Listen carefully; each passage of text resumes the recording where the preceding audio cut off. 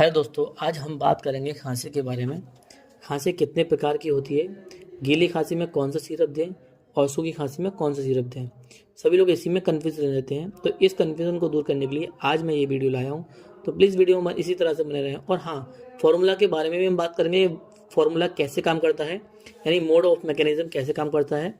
तो please video में इसी तरह से बने रहें और अपनी नॉलेज को बढ़ाते रहें। सबसे पहले हम बात करेंगे सूखी खांसी यानी बिना बलगम वाली खांसी, नॉन प्रोडक्टिव कफ के बारे में। इसके कुछ कॉजेज होते हैं, जैसे एलर्जी की वजह से जो सूखी खांसी होती है उसकी वजह से एलर्जी, पॉल्यूशन, डस्ट, जिसके कारण हमें सूखी खांसी धांसी उठती है, लगातार खांसी उठती है, उसको हम सूखी खांसी, जिसमें हमारा बलगम नहीं निकलता है उसको हम सूखी खांसी बोलते हैं। अब ड्राइनेस इन ट्रैकिया, ट्रैकिया यानी गले में जो इन्फेक्शन हो जाता है, उस सूखापन हो जाता है, उसकी वजह से खांसी उठती है, सूखी खांसी उठती है। थ्रोट इन्फेक्शन है, गले के इन्फेक्शन की वजह से खांसी उठ सकती है सूखी। वायरल इन्फेक्शन, ये सब कॉजेज हैं सूखी खांसी की। तो जैसे कि आपको स्क्रीन पर दिख रहे होंगे कुछ सिरप, इन सिरपों के अंदर कॉम्बिनेशन में बहुत सी कंपनी बनाती हैं, जैसे डेक्सोमेथोफेन प्लस क्लोरोफेनामिन प्लस फेनाल्फिरिन, ये सब कॉम्बिनेशन सिरप हैं जो कि सूखी खांसी में काम आते हैं। तो चलिए इनके वन बाय वन इनके बारे में समझते हैं, ये कैसे इनका मोड ऑफ मैकेनिज्म होता है। पहले लेंगे हम डेक्सोमेथोफेन। डेक्सोमेथोफेन एंटी ट्यूसिव सप्रेसेंट है, जो कि ट्रीट करता है सप्रेसिव ब्रेन, यानी यह मस्तिष्क में उन संकेतों को प्रभावित करता है जो खांसी की प्रतिक्रिया को ट्रिगर करते हैं। यानी ये मोस्टली ऐसा समझ सकते हैं कि सिग्नल को ब्लॉक कर देता है, जिससे के कारण हम खांसी नहीं उठती है, ब्रेन तक ये सिग्नल पहुंचने नहीं देता खांसी के। तो ये इस तरह से काम करता है। अब बात करते हैं क्लोरोफेनेमिन के बारे में। Chlorpheniramine anti histamine anti allergic drug है, जो कि ट्रीट करता है रनिंग नोज एंड स्नीजिंग के लिए।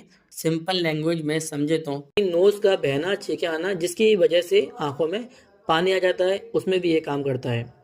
ठीक है, खांसी जुकाम में होता है, छींक की वजह से हमें ना आंखों में पानी से आ जाता है, उसमें ये फॉर्मूला अच्छा काम करता है। जैसे कि कोई बोले आंखों में पानी से आ रहा है, छींके जुकाम हो रहा है, तो ये क्लोरोफेनेमिन उसमें बेस्ट काम करता है। चलिए आगे बढ़ते हैं। फेनाल्फिरिन ये ट्रीट करता है ब्लॉक नोज को और स्टफनेस को।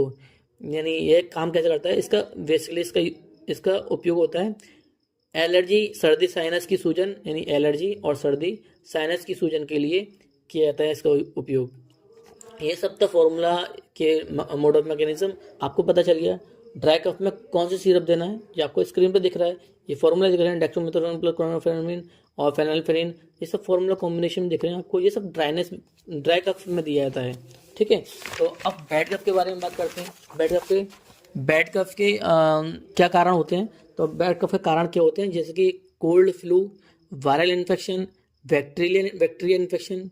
जो बैक्टीरियल इन्फेक्शन होता है उसकी वजह से भी गीली खांसी होती है, इसमें कफ बनता है। ब्रोंकाइटिस यानी ब्रोंकाइटिस होती है सांस लेने वाली नलियाँ, यानी ब्रोंची की सूजन, जिसकी वजह से बहुत अधिक कफ उत्पन्न होता है। ठीक है, जिसको हम ब्रोंकाइटिस बोलते हैं। ये तो मैं मोटा मोटा आपको बता रहा हूँ, और आपको पूरी डिजीज़ के बारे में डिटेल में पढ़ना है तो नेक्स्ट पार्ट में आप दे सकते हैं इसको। ठीक है, मैं नेक्स्ट पार्ट में इनको कवर करूँगा ज़रूर।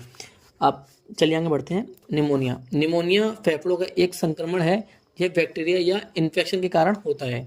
ठीक है, अब सीओपीडी भी कफ वाली यानी बैड कफ के खांसी का कारण होता है। सीओपीडी क्या होता है, जैसे फेफड़ों और वायुमार्ग से जुड़ी एक गंभीर बीमारी है सीओपीडी। ठीक है, और अस्थमा आपको सबको पता है, दमा यानी सांस फूलना, अस्थमा होता है। तो ये सब तो बैड कफ का कॉजेज थे। बैड कफ मेडिसिन, चलिए बात करते हैं बैड कफ मेडिसिन के बारे में। यानी लेवोसल्बुटामॉल प्लस एम्ब्रोक्सोल प्लस क्लोफेनेसिन एस्पेक्ट्रॉन, ये सब कॉम्बिनेशन फार्मूला है, जो कि आपको स्क्रीन पर दिख रहा होगा, और सिरप भी दिख रही होंगी। इसकी कुछ पॉपुलर ब्रांड नेम होती हैं जो कि आपको स्क्रीन पर दिख रही हैं।